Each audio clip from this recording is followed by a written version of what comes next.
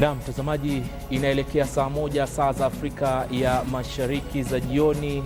Karibu kwenye taarifa za KTN Leo jioni hii ya siku ya Jumanne, ikiwa ni tarehe 12 mwezi wa Machi 2013.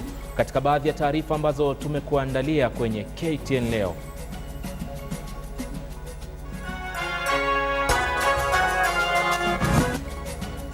muungano wa CORD waitaka tume ya IEBC kuwapa stakabadhi muhimu za uchaguzi kabla ya kuanza kwa kesi yao. Licha ya uchaguzi mkuu kukamilika, mabango na picha za wanasiasa bado ni kero kuu kwa Wakenya.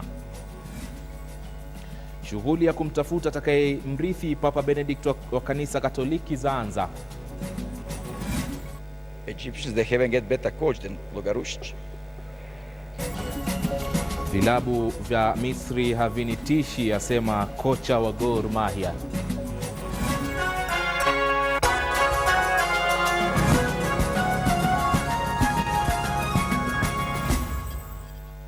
Barabara kabisa, asante kwa kutazama KTN. Jina langu ni Ali Manzu. Muungano wa CORD mapema hii leo uliwasilisha kesi katika mahakama kuu kushinikiza tume ya uchaguzi na mipaka nchini IEBC na kampuni ya Safaricom kutoa stakabadhi muhimu zinazohitajika kwenye rufaa yao katika mahakama ya juu.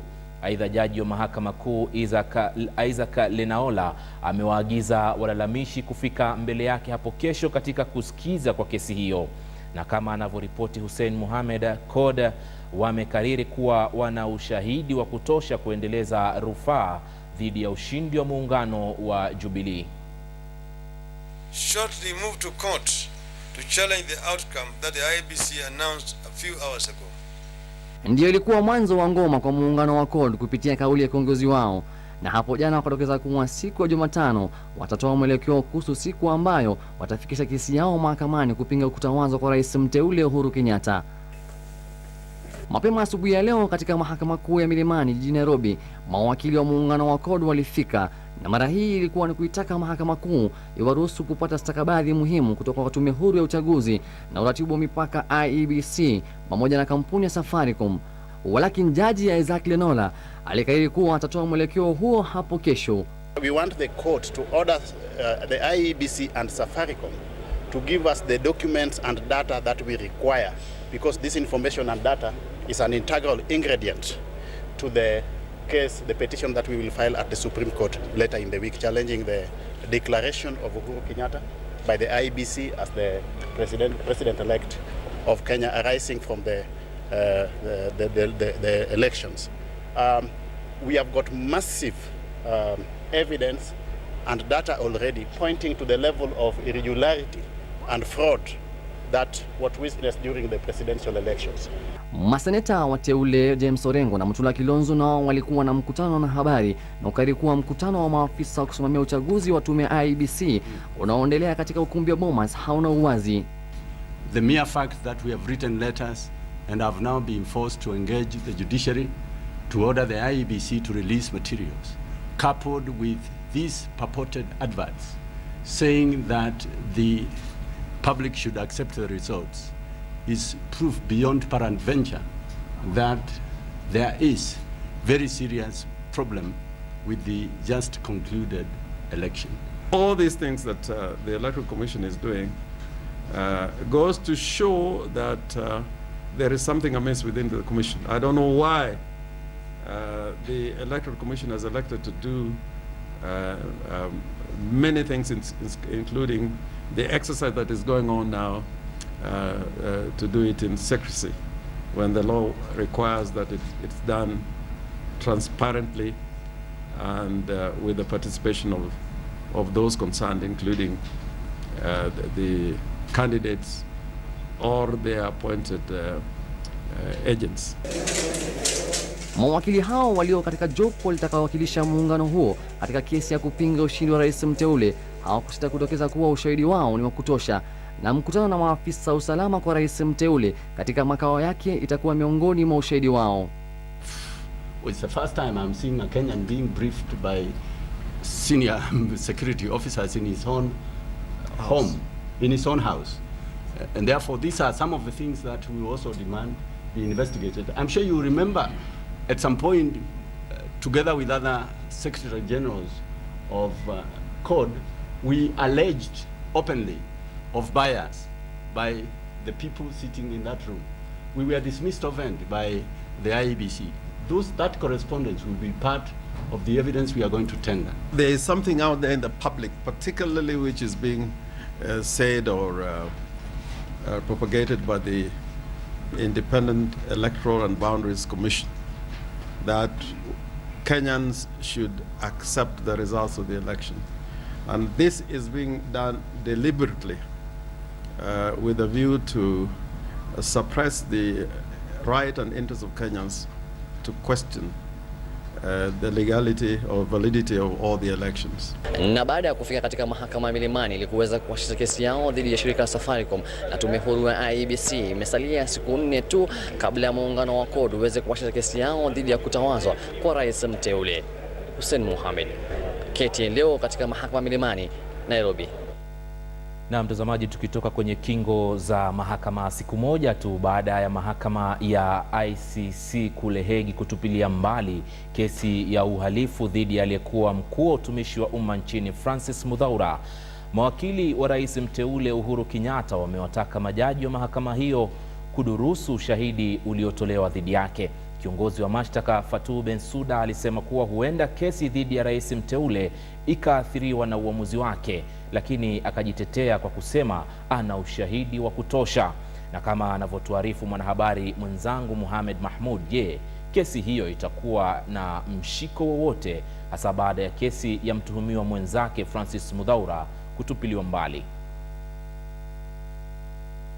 Mawakili wa rais mteule Uhuru Kenyatta wamesema ipo haja ya majaji wa ICC kudurusu ipasavyo kesi dhidi ya mteja wao, wakidai shahidi mmoja alitoa ushahidi wa uongo. Wamesema kisa hicho kinahujumu kesi dhidi ya Uhuru na mtuhumiwa mwenzake Francis Muthaura, huku kesi dhidi yake ikitarajiwa kuanza mwezi Julai mwaka huu. Rais mteule Uhuru Kenyatta anakabiliwa na changamoto ya kuonyesha kuwa ushahidi dhidi yake hauna msingi ili kufutilia mbali kesi hiyo. The prosecutor says that the withdrawal of charges against Ambassador Muthaura does not affect the case against Honorable Uhuru. It is important to note that criminal responsibility is individual. The only reason why these individuals are being tried together is for convenience. Huku ushindi wake ukipokewa na hisia mbalimbali hasa kutoka kwa mataifa ya magharibi, kesi dhidi ya rais mteule imewaacha wengi na wasiwasi kwamba huenda ikachochea vikwazo dhidi ya Kenya. While we are all aware of the political developments in Kenya, these have no influence at all on the decisions that I make as prosecutor of the International Criminal Court. Mojawapo ya sababu zilizotolewa kufutilia mbali ushahidi dhidi ya Muthaura ni kuwa shahidi mmoja muhimu alibadili msimamo wake. Alikiri kupokea hongo ili kutoa ushahidi. This decision applies only to Mr. Muthaura. It does not apply to any other case. I think it is important to note that merely because they have acceded to power, it does not kill the cases. In terms of the Rome Statute, the official capacity of an individual is irrelevant in as far as the court proceeding against them. So merely because your president does not kill the cases. Jambo lililosababisha jaji kiongozi wa jopo linalosikiza kesi hiyo, Kuniko Azaki, kuibua hoja kuwa huenda hatua ya Bensouda kufutilia mbali kesi ya Muthaura ikaathiri kesi dhidi ya rais mteule Uhuru Kenyatta. Kuniko amesema kesi dhidi ya wawili hao zinafungamana. Viongozi wa mashtaka wa ICC bado wanamtaja rais mteule Uhuru Kenyatta kuwa mmoja wa wafadhili wakuu wa ghasia za baada ya uchaguzi mkuu wa mwaka 2007. Udhaifu wa ushahidi uliotolewa dhidi ya Francis Muthaura ulimsaidia kuponyoka kesi na mkabili katika mahakama ya jinai ya ICC. Lakini je, udhaifu huo unaweza kuathiri kesi dhidi ya rais mteule Uhuru Kenyatta, hasa ikizingatiwa misingi ya kesi zao ni moja? Mohamed Mahmoud, KTN Leo, Nairobi.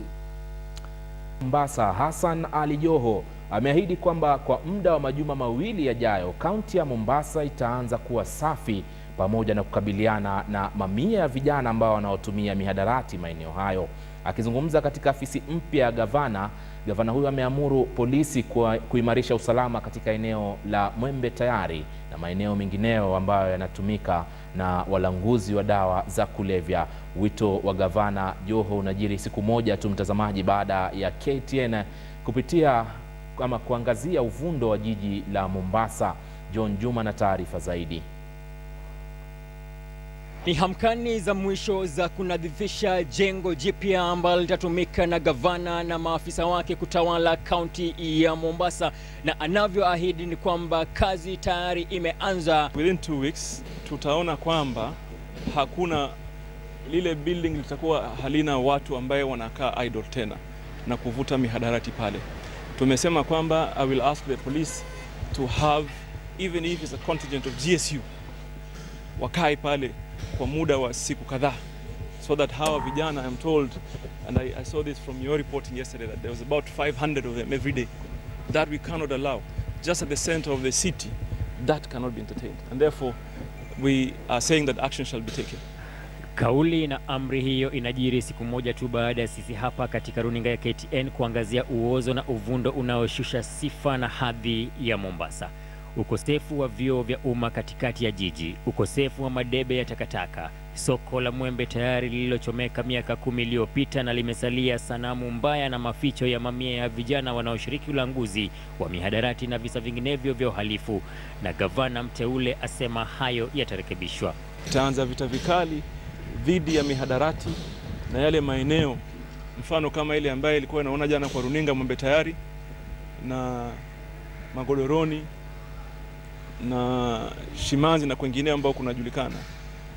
Hii ni notisi tunatoa kwa hawa watu kwamba it will not be business as usual. Jinsi ambavyo jengo hili linakaa maridadi, ndivyo gavana anavyoahidi kwamba jiji la Mombasa na kaunti ya Mombasa kwa jumla itakuwa nadhifu katika njia zote. Mimi mwenyewe nikishaapishwa nitahakikisha nimefuatilia. Joho anayesubiri kuapishwa tarehe 20 mwezi huu leo alizuru afisi atakazotumia na kundi lake kutawala kaunti hii yenye sifa za kuwa kaunti pekee iliyo na bandari nchini Kenya kwa sasa. Wanaposubiri ujenzi ukamilishwe, wamekodisha afisi katika jengo la Bima Towers kutumiwa kama afisi za gavana na kundi lake. Ni kufanya kazi pamoja ili Mombasa ing'are. We want Mombasa to be on top of the remaining counties in terms of delivery.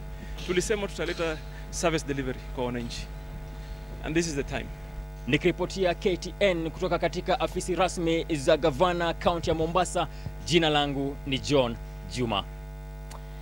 Kwingineko, serikali hii leo imeweza kusitisha ule mgogoro wa afisi za gavana wa jiji la Nairobi Evans Kidero ambapo alitarajiwa kuchukua hatamu za afisi katika makao makuu ya zamani ya Waziri Mkuu Raila Odinga. Sasa serikali imesema kwamba Kidero ataweza kutumikia afisi ambazo zilizoko katika ukumbi wa jiji la Nairobi. Afisi ambazo zilikuwa zikitumiwa na Waziri Mkuu Raila Odinga sasa zitakuwa ni afisi za naibu wa rais mteule William Ruto.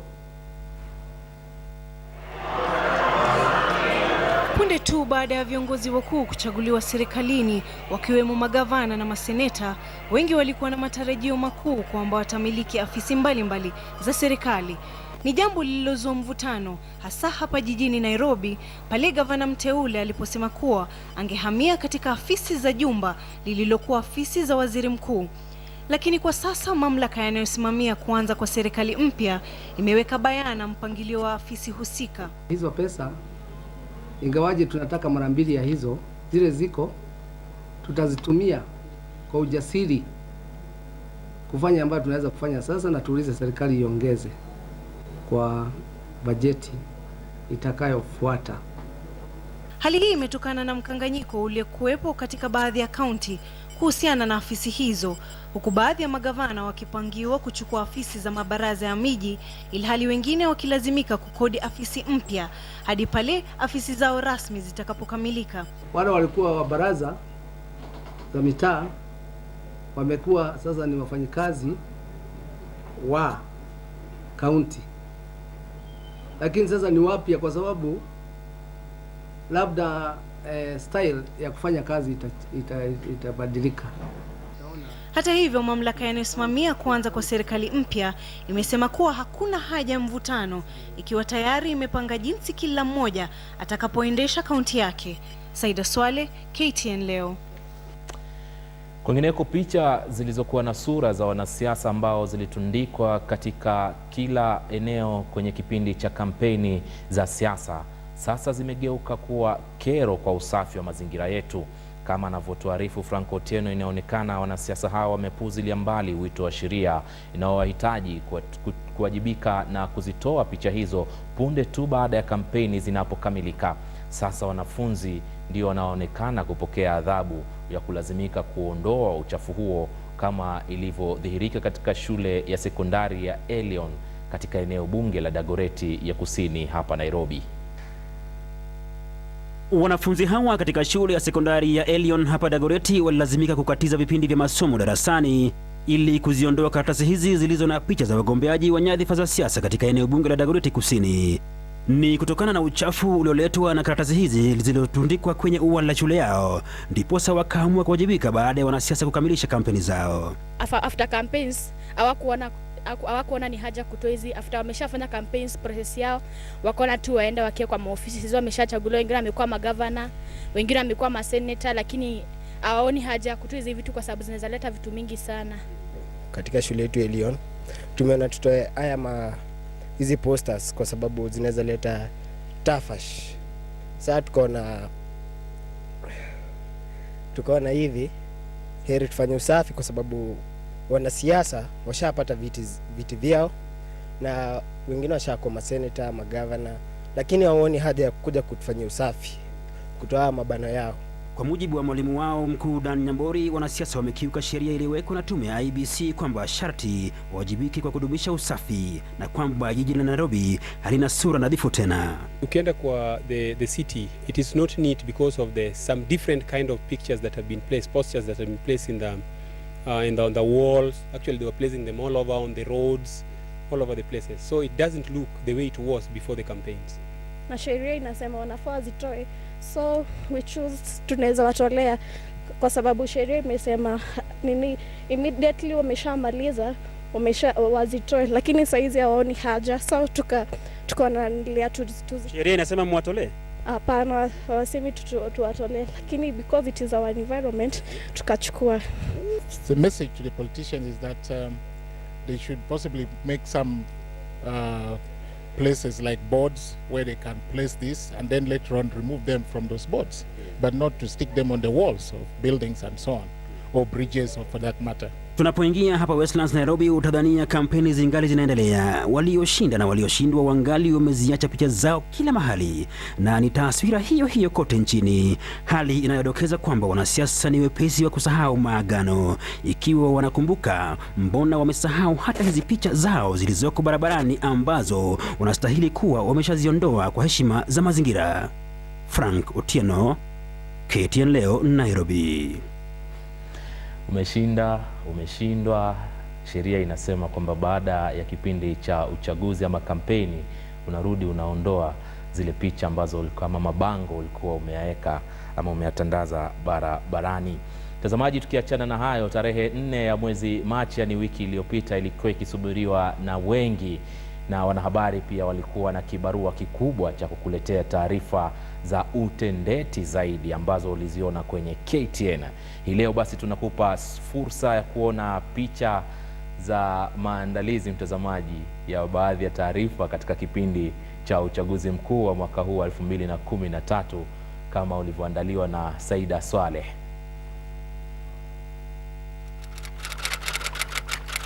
Hii ni taarifa kuhusu tarehe iliyosubiriwa na wengi, wakiwemo wanahabari wa KTN waliojitolea kwa hali na mali kuyafanikisha matangazo yetu, kuhakikisha kuwa tunakuletea picha na taarifa zetu kutoka angani, ardhini. Basi mtazamaji, umesikia maoni ya wakazi, seneta, rais na mwakilishi wa kina mama, na hata majini. Haikuwa dhihaka. Na maeneo tuliyokita kambi, tulijipiga kifua kuhakikisha kuwa tunakuletea taarifa kwa utendeti na ufasaha. jitihada ya kila mmoja ikishuhudiwa kwenye matangazo yetu. Naam, asante sana mwanahabari mwenzangu Franco Tieno. Naam, shukrani sana Mimo kwa taarifa. Mwaniaji wa pili katika kinyang'anyiro hiki cha urais. Wafuasi wa muungano wa CORD kwamba kila kitu kiko sambamba. Watakumbuka matatizo ya wakazi sio tu hapa bali katika Kenya nzima. Wapiga picha wetu wakitumia ustadi wao kukuletea picha kama hizi.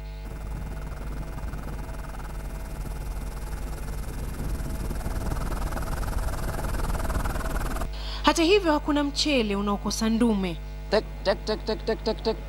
One of the oldest polling centers in this city, as it is in this town, as it is located just next to the. Nimejichanganya. Matokeo ya mwisho katika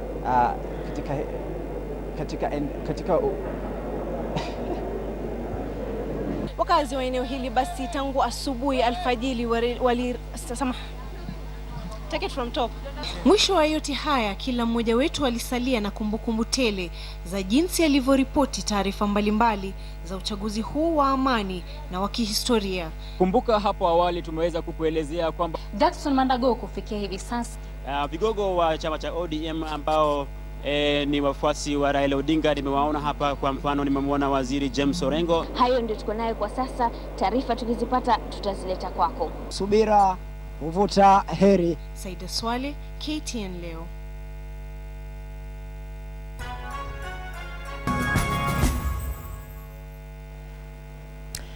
Naam, karibu tena mtazamaji kwenye taarifa za michezo, ambapo tunaanza na kocha wa timu ya taifa Harambee Stars Adel Amruche alilazimika kufanya mazoezi na kikosi bila wachezaji wa vilabu vya Gor Mahia na klabu ya Tusker FC, na sasa anakiri kwamba licha ya changamoto ambazo zinazoikumba timu ya taifa, anapanga mikakati ya kusaka wachezaji kote nchini ndiposa mipango yake isiathirike na ukosefu wa wachezaji katika siku za usoni.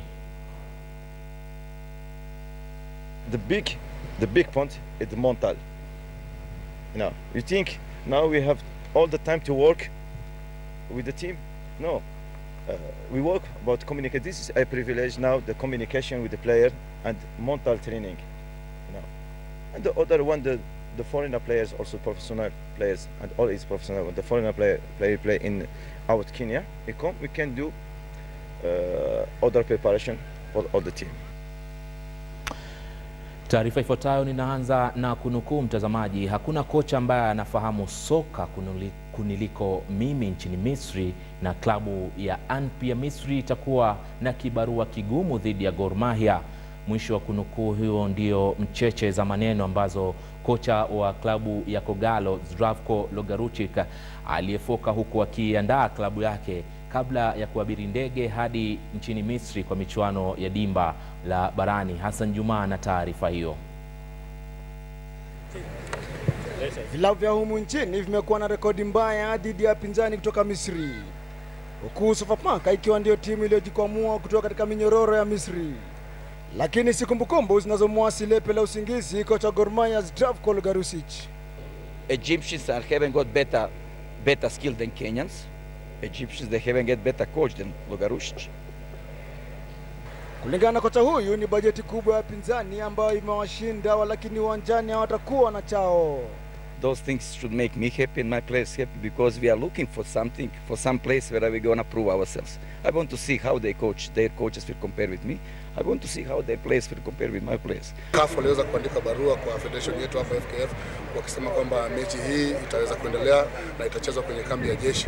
Kwa hiyo, lakini baada ya hapo ndio tukasikia ripoti kwamba kuna visa vya ghasia pale Egypt na ofisi za federation zimechomwa.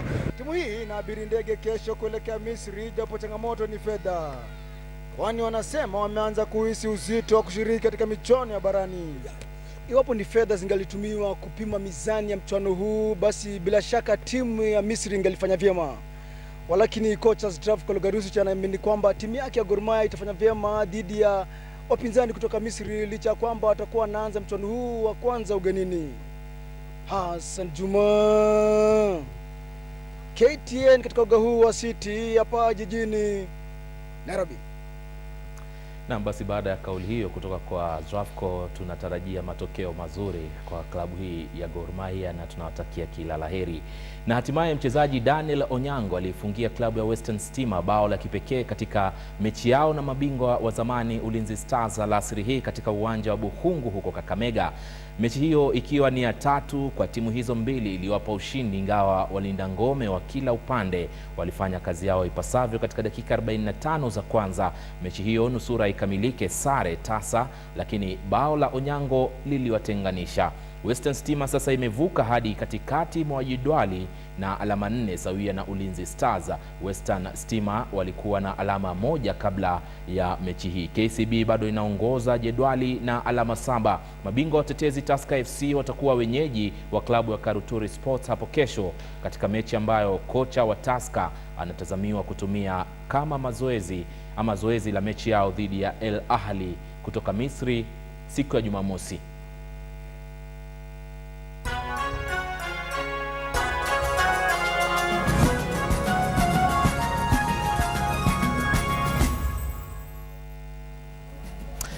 Basi mtazamaji, kufikia hapa tuna la ziada. Asante sana kwa kutazama taarifa za KTN leo jioni hii ya siku ya Jumanne. Naitwa Ali Manzu, uwe na usiku mwanana. Kwa heri kwa sasa.